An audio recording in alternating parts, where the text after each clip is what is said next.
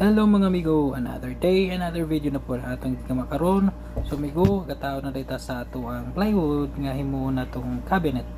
So nahitabuan ni amigo, kanir gid na trabaho amigo kay sa Dusay na kuba ang ako ang circular so bad news kay amigo. So rag extend siguro akong trabaho ani amigo. So kanir gid amigo, mo gid wa gyud lain ang tawon.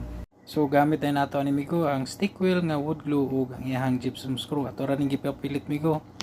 So after dato ni mapurma na og box migo, tuwa day ni gimuan og mga box nga para sa ang inner migo. Mo na rin to division para pud mabutangan to og mga pultahan.